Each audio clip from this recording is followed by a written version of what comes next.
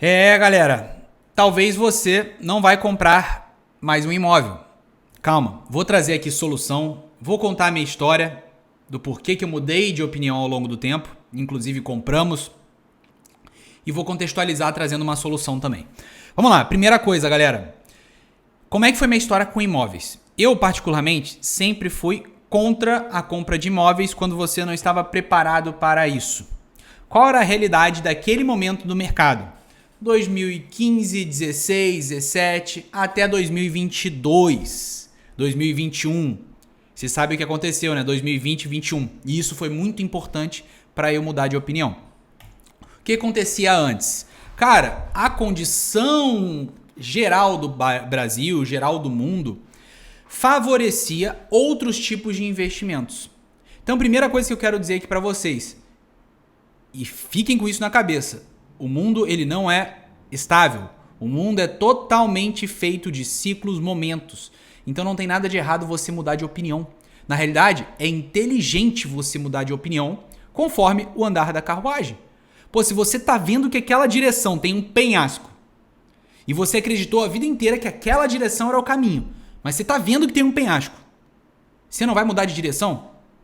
Estão entendendo que é burrice você manter naquela direção vendo um penhasco? Então não tem nada de errado em mudar de opinião. Aprendam a entender os contextos, no seu processo de evolução natural, e que com certeza você evoluindo, você vai mudar de opinião ao longo do tempo. Sem contar que variáveis externas podem favorecer a sua mudança de opinião. Mas é claro, aqui eu só estou trazendo a opinião do Lucas Fialho e você pode discordar à vontade. Não tenho nenhum desejo e interesse de ser dono da razão, dono da verdade. E vamos lá, como é que aconteceu? 2015 a 21, por aí, próximo de 20, eu levava muito ao pé da letra recomendações e sugestões de profissionais da área muito bem capacitados, muito bem instruídos, com resultados financeiros muito legais. Seja aqui na internet, como, sei lá, Paulo Vieira, Serbassi, Primo Rico, Thiago Nigro, Bruno Perini, que também se formou na Academia Militar das Agulhas Negras, assim como eu, que inclusive também pedi demissão, cheguei no posto de capitão e pedi demissão para viver dos meus negócios. Hoje temos 6 empresas. Mas vamos lá. Seguia muito o conselho dessa galera, que fazia muito sentido. Que era o quê? Realize investimentos em ações, fundos imobiliários, REITs, stocks, carteira bem diversificada, própria renda fixa, que aqui no Brasil é fantástico. E não imobilize o seu capital em locais que não tenham liquidez, que tenham um determinado risco, que não tenham uma boa rentabilidade no curto, médio e longo prazo. E isso fazia muito sentido, galera. Fazia muito sentido. Quando a gente pegava, eu tendo uma carteira diversificada, R$1 milhão, ou boto todo esse 1 milhão em um imóvel? Vamos ser bem sinceros aqui. Faz muito mais sentido você ter uma carteira diversificada. Em todos os sentidos. Liquidez, rentabilidade, pensando no curto, médio e longo prazo, proteção patrimonial, porque a carteira é diversificada. Então fazia muito sentido. Se eu preciso por uma emergência de R$100 mil, eu tenho liquidez nesse 1 milhão diversificado em vários ativos. Já no imóvel, não. Sem contar que se eu tenho a urgência de vender o imóvel, cara, sanhaço. Pode ser que eu vá vender e ninguém aceite comprar naquele preço que eu julgo ser o preço correto. Então, até 2021, principalmente, essa lógica fazia sentido. Logo na sequência, passou a não fazer mais sentido. Em partes. Porque, vamos lá. Você vai pegar a exceção à regra. Fialho, mas se eu tenho 3 milhões e compro um imóvel de 600 até 1 milhão, tranquilo. Lógico, né, galera? Exceção à regra. Quantas pessoas têm 3, 4, 5 milhões, não tem dívidas, uma boa renda e que tem essa capacidade de entender, não, vou separar uma parte só do meu patrimônio para poder comprar um imóvel. Porra, isso aí faz sentido pra caramba, independente do contexto econômico, cara. Aqui eu tô falando com a maioria. Aquela pessoa normal, que tem uma boa renda e que tá pensando, porra, preciso alocar meus ativos, como é que eu posso fazer aqui? Será que é melhor comprar um imóvel financiado num juros baixos e garantir a minha moradia por anos? Garantir Vocês entenderam o que eu quis dizer, né? Basicamente trocar o aluguel pelo financiamento. Porra, pode fazer sentido pra caramba. Pode fazer sentido pra caramba. E eu mudei de raciocínio justamente por causa disso. Comecei a analisar alguns itens que eu vou trazer aqui pra vocês. Poder de compra, inflação, preço dos imóveis, questão do aluguel que não para de subir. Comecei a fazer contas e identifiquei um momento específico do mercado que inclusive eu falei nas redes sociais. Pode acompanhar a gente se quiserem. @lucasfialho ou com 2 Os. É meu Instagram. Vocês podem estar conversando comigo por lá. Eu me comunico mais no Instagram com empresários do turismo, tá? Que a gente forma vários empresários. Temos um ecossistema muito legal com tecnologia, contabilidade para atender esse público. E nesse canal eu falo mais coisas que vêm da minha cabeça, que não tem muito relação com o negócio de turismo. Mas me acompanhem por lá que eu trago esses conteúdos por lá também. Mas voltando. Quando eu comecei a analisar o contexto novo, que era um contexto pós-2020, que aconteceu uma emissão desenfreada de papel moeda, seja em dólares ou seja em reais, justificado em parte pelos acontecimentos, que vocês sabem o que foi que rolou. Só que isso traz uma consequência. Significa que eu concordo com a emissão? Cara, depende. Foram contextos. O que eu não concordo é o depois, o que foi feito depois. Mas de qualquer forma, vai trazer consequência a emissão enorme de papel moeda. O que seria um impacto direto no poder de compra da população. Uma desvalorização da sua moeda. Isso é natural, são consequências. Não tem como botar uma venda e falar, não, isso não vai acontecer. Cara, se você está colocando essa venda, você está ferrado. Você precisa entender o jogo e jogar conforme o jogo. Dançar conforme a música. Entendendo isso, eu comecei a fazer umas contas e eu observei que ia acontecer um aumento natural da taxa de juros, que ainda estava baixa, mas já com tendência de alta, e que isso ia impactar diretamente financiamentos. Não só financiamentos, empréstimos, qualquer coisa que você precise de crédito. Entendendo isso, eu comecei a sondar possibilidades de financiamento. Até então eu tenho um ótimo relacionamento bancário, isso me ajudou bastante, eu vou falar um pouco sobre isso também. Mas eu comecei a ver, cara, preciso dar uma olhada nisso aqui melhor. Porque daqui a pouco, o juros subindo, esse ciclo de oportunidade de compra de imóvel vai passar. E estava tendo na minha cidade algumas oportunidades boas de compra. Inclusive, ó, essa imagem, eu falei sobre isso nesse vídeo aqui. Ó. Vocês podem assistir nos cards. Bem legal ali, eu fiz uma explicação bem massa. Vale a pena dar uma consultada. Que aqui é a foto, inclusive, da nossa... Foi uma cobertura duplex. E qual que é a lógica de raciocínio que eu usei? Reparei que o financiamento naquele valor estava legal ainda, naquela taxa de juros. Menor que 10% anual. Cara, menor que 10% anual, eu pensei pela lógica, simples. Porra, se eu deixo isso aí numa Selic, e a Selic em breve vai estar passando de 10, daqui a pouco, o dinheiro rendendo na renda fixa, tô nem falando em investimentos, renda fixa, tradicional 100% do CDI, vai estar rendendo mais do que o que eu tenho que pagar de financiamento. Sendo que se eu pego um financiamento com o valor reduzindo com o tempo, pegando um indicador tranquilo, por exemplo, ou a gente pegou a TR. Porra, TR, cara. Você pegar um financiamento corrigido pela inflação ou pela taxa de juros, menos mal, mas peguei pela TR. Risco baixíssimo. Estão entendendo a linha de raciocínio? Então comecei a fazer conta, aí eu comecei a acompanhar também o quanto que o banco estava pedindo de renda. Eu comecei a comparar que cada vez mais subia. O que antes era tipo 25 mil de renda para o valor que eu queria financiar, passou a ser depois de um tempo, cara, já estava beirando a 50 e poucos mil de renda para financiar o mesmo valor que até pouco tempo atrás era 30. Estão entendendo que alguma coisa não estava certa? E isso começou a apitar aqui. Eu falei, ó, vou buscar uma boa oportunidade de compra, porque tudo também é preço. Tudo é preço.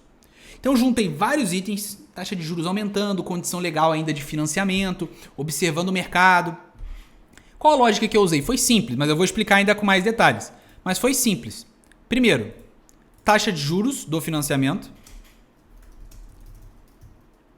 que eu consegui observar que seria menor do que provavelmente a taxa de juros do país. Então eu conseguia deixar rendendo que renderia mais. Trocar o aluguel pelo financiamento. Comecei a ver que, cara, o valor que eu pago de aluguel vai ser um pouco menor do que o valor do financiamento. Só que com o tempo, o financiamento vai reduzir e o meu aluguel vai subir. Comecei a fazer essa análise simples, não teve muita loucura. E eu vi que, cara, vale a pena eu segurar a onda por um tempo, enquanto os juros, enquanto o financiamento vai estar maior que o preço atual do aluguel, mas eu aceito trocar isso, porque daqui a pouco vai inverter a ordem. O meu financiamento vai cair, o aluguel vai continuar subindo. E no fim das contas, o imóvel nem vai ser meu pelo aluguel. Já no financiamento, no final, o imóvel é meu. Comecei a fazer um estudo de quanto tempo depois do financiamento, de tempo de financiamento ativo, na realidade, ele chegaria num valor que, se eu quisesse alugar esse imóvel, daria tranquilo.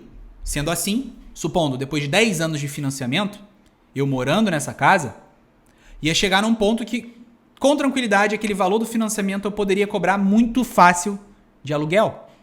Sendo assim, o meu próprio imóvel se pagaria no financiamento, me abrindo um leque para comprar outras oportunidades sem quitar aquele financiamento. Alavancagem inteligente, usando o banco para trabalhar a meu favor. Então, pegando a linha de raciocínio, talvez esteja rápido, porque esse vídeo é sem edição. Então, trocar o aluguel pelo financiamento, extremamente interessante. Usar o banco ao meu favor. No começo, talvez eu perca? Sim, mas no longo prazo eu estaria ganhando. Possibilidade de amortizar com o tempo. A amortização é fantástico, principalmente se você quer quitar um imóvel que estava em 30 anos, você quitar ele em 5, 10. A amortização é fantástica, você consegue amortizar as parcelas finais sem os juros. Porra, isso é fantástico. Às vezes com 2, 3 mil reais, você amortiza 11 parcelas, o equivalente a quase um ano. É uma loucura, galera. Então tem essa possibilidade também. Principalmente você que ganha um dinheiro a mais, cara, vai lá, amortiza.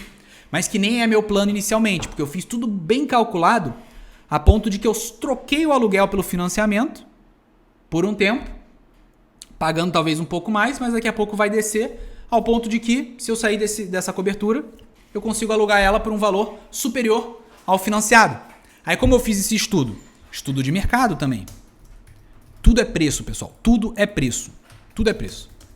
Consegui pegar um bom imóvel num bom preço. Uma boa região. Cara, para imóvel, região é fundamental. Fundamental. Fundamental. Então, ó, com esses fatores, vocês estão entendendo que é uma decisão muito mais consciente, muito mais pensada? Outra coisa que eu botei na balança. Se tudo der errado. Que tudo der errado para mim é eu não conseguir evoluir patrimonialmente, ganhar um bom salário, ganhar só um salário na média, precisar fechar algumas empresas, mas pela capacidade intelectual, oratória e tudo mais, eu sei que eu consigo ganhar bem. Talvez, vamos lá, não absurdo, mas bem. Se tudo der errado. Eu moraria nesse imóvel pro resto da minha vida? Moraria nesse imóvel? Sim. Cara, já morei num apartamento de 30 metros quadrados, eu, minha esposa e 4 gatos. Hoje sou eu, minha esposa e 6 gatos e a gente pensa em ter 2 filhos. Esse apartamento, essa cobertura, comporta. Tem quantos metros quadrados aqui? 250, acho que é 250, mais a garagem. A garagem deve ter uns 50, não sei, mas 250, aproximadamente. É um imóvel que comporta. Então, se tudo é errado, cara, eu fico aqui pro resto da vida. Entendeu? É claro, se fosse menor também, cara, daria. É que no caso a gente conseguiu pegar uma baita oportunidade. Mas se fosse 100 metros quadrados que seja, daria pra morar tranquilo. Eu, minha esposa e 2 filhos. Morei a vida inteira em coisa muito menor que essa. Inclusive com meus pais. Tranquilo. Então, essa linha de raciocínio aqui me fez enxergar essa oportunidade. E aonde eu quero chegar, que agora as pessoas não vão conseguir comprar mais imóvel, mas eu vou entregar uma solução no final, tá? Você vai necessitar da sua ação. Sem fazer nada, infelizmente, nada cai do céu. Comecei a olhar o poder de compra. Então olha só a prévia de inflação agora, tá? Agora, ó, 25 de fevereiro de 2025. Olha isso aqui. Alimentação, 0,63%. 1,10% em janeiro. Maiores aumentos. Café moído, nosso café. Inclusive vou dar um gole aqui. Esse vídeo é sem edição, a garganta vai ficando... Café, galera. Café moído. Cenoura, porra, adoro. 17%. Ficou meio estranho, mas não levem para esse intuito. Cenoura, cara, quase 20%. Energia elétrica, meu irmão. Olha isso aqui, energia elétrica. Habitação. Mensalidade dos filhos. Isso aqui eu fui observando, cara. Preciso agir. Isso impacta em tudo, é claro. Ó, o Big Mac, em 2004, R$ 5,39. Hoje, R$ 22,90. Questões. Salário. Cresceu na proporção? Questionamento válido. E é aquilo, não cresceu? Cara, somos adultos, precisamos agir. Alguma coisa precisa ser feita. Poder de compra do real. R$100 até 2022, olha só. O que você comprava em 94, R$100. Hoje, poder de compra, R$13,79. Mesma coisa que você comprava com R$100 em 94, você consegue comprar hoje com R$13,70. Cara, que loucura. Poder de compra totalmente devorado. Quando falamos de financiamento, a gente fala de caixa. Só que a caixa já está mudando regra. Isso aqui eu já estava meio que na ideia. Eu falei, cara, do jeito que tá, não vai permanecer. E essa regra ela atinge principalmente financiamentos que custam de imóveis que custam até 1,5 milhão. Olha lá, a Caixa passa a financiar 70% do imóvel. Antigamente, 80%. Então, o que isso significa? Que você vai ter que dar uma entrada maior. E consideravelmente maior. E o sistema Price, que eu vou falar daqui a pouco, diferença de saque e Price bem rápido, você vai financiar agora, só consegue financiar 50% do valor. Antes era 70%. Então, no imóvel de 1 milhão, antigamente, você tinha que dar de entrada 300 mil e financiar os 70% restante. Já agora, você tem que dar, no imóvel de 1 milhão, 500 pau de entrada no sistema Price de financiamento. Isso impactou pra caceta, cara. Por isso que eu tô dizendo, ó, você, se não se mexer, não vai comprar mais imóvel. A não ser que você aceite comprar um imóvel muito abaixo do que de fato você necessita. Ou do que você precisa, né? Você e sua família. Fim de uma era, ó. Mudança da Caixa. Eles controlam, por que eu falo da Caixa Econômica Federal? Eles controlam cerca de 70% dos financiamentos no Brasil. Com relação a outros bancos, também estão indo na mesma tendência. E sim, galera, o Itaú agora, super recente, começo de 2025, essa notícia. Financiando agora também somente 60%. Então agora você vai precisar dar 40% logo na entrada. Inclusive só para correntistas. Então olha só, agora o cerco está fechando. Você precisa ter relacionamento bancário com aquele banco específico. Senão ele nem abre a possibilidade de financiamento. Sem contar que olha o tamanho da taxa de juros. Subindo pra caramba, que eles fornecem, que eles aceitam pagar esse financiamento, financiando menos e agora também cobrando mais nos juros. Isso impacta. Então, ó, a tendência qual que é agora para todos os bancos? Trouxe 2 exemplos, mas para todos os bancos vai ser essa. Aumento dos juros cobrado no financiamento e aumento da entrada. Quais são os motivos para isso? Diversos, pessoal. Mais recurso da poupança esvaziando, contenção de riscos, porque eles estão observando, cara, menos pessoas vão pagar as suas dívidas com esse aumento da taxa de juros, que aumenta as dívidas, né, o valor monetário dessa cobrança da dívida. Então é uma espécie de contenção de risco também. E sustentabilidade do crédito do longo prazo. Eles não podem comprometer o crédito do banco se pegarem muito financiamento agora, mas comprometer o crédito futuro. Então, isso ampara a questão da tendência que eu estou relatando aqui. Aumento dos juros cobrados no financiamento e aumento da entrada. Sem contar também, vou botar aqui, aumento da renda solicitada para aprovar o financiamento. Menos pessoas, e aí a gente vai para outra ideia. Menos pessoas comprando imóveis, o que acontece, galera? Mais gente procura aluguel. Não vai conseguir realizar o sonho da casa própria, pelo menos agora. E olha só, matéria super recente também. Preço do aluguel aumenta 6 vezes mais do que a inflação em janeiro. Consequência natural, oferta e demanda, que ampara praticamente todos os mercados. menos gente conseguindo comprar a casa própria, mais gente por consequência alugando, preço sobe. E menos gente conseguindo financiar, mais gente alugando, preço sobe. Do aluguel, né, no caso. Como é que funciona de forma bem rápida sistema price e saque? Saque, você geralmente... geralmente não, as prestações eles vão caindo com o tempo. Já o price, as prestações são mais constantes. Qual a diferença? Meu financiamento começa com 7 mil na saque e vai caindo com o tempo dependendo, óbvio, do indicador. Se for TR, porra, top, vai caindo com o tempo. Daqui a 20 anos, o que era 7 vai estar 4. Já a price, ela começa com um valor bem menor. Então, ao invés dos mesmos 7 mil, se você vai financiar o mesmo valor, vai ser tipo 4.500, só que constante, do começo ao fim. Existe melhor ou pior? Não, vai depender da sua realidade. Às vezes, cara, parcela de 7 mil não dá pra mim. Então pega pela price e fica fixado, por exemplo, em 4 mil da parcela. Mas é do começo ao fim, não vai cair. Para quem tem mais estabilidade, a price pode fazer mais sentido. Para quem tem pouco menos de estabilidade, mas está com uma renda maior, pode a saque fazer mais sentido. Ou trocou o aluguel pelo financiamento, saque pode fazer mais sentido. Para quem pensa em amortizar, price pode fazer mais sentido. Por exemplo, se eu tenho 7 mil para pagar de financiamento, mas eu fixei em 4, a diferença, os 3 mil, eu vou sempre amortizando. E qualquer paulada nova, amortiza. Você consegue quitar esse imóvel bem rápido. Já a saque não é muito para quem tem visão de amortizar. É mais quem tem a visão de trocar o aluguel pelo financiamento ou, no futuro, trocar o valor desse financiamento pelo valor que você vai cobrar no aluguel. Que daí o próprio aluguel já paga o financiamento. E com o tempo vai caindo esse valor do financiamento e o seu aluguel vai subindo. Então você vai ganhando com o tempo cada vez mais nesse imóvel. Para investidor pode fazer mais sentido. Você... Cara, eu odeio notícia ruim, é foda. Mas você provavelmente vai trabalhar até morrer. Eu tava fazendo essa reflexão. Meus pais, por exemplo, eles já são aposentados. Se aposentaram super cedo por causa do funcionalismo público. Meu pai também foi militar igual eu. Eu saí como capitão, pedi demissão mesmo, sem nada, reserva não remunerada. Meu pai se aposentou como coronel da reserva. Essa realidade não vai acontecer, provavelmente, com a gente, galera. Por quê? Cara, INSS e a questão também da pirâmide etária. Tem menos gente nascendo. Como é que vai sustentar o INSS? Não tem como. Expectativa de vida aumentando. Então, a mesma questão. Menos gente nascendo, expectativa de vida aumentando. O que é bom. Mas o INSS, do jeito que está a Previdência Social, não se sustenta.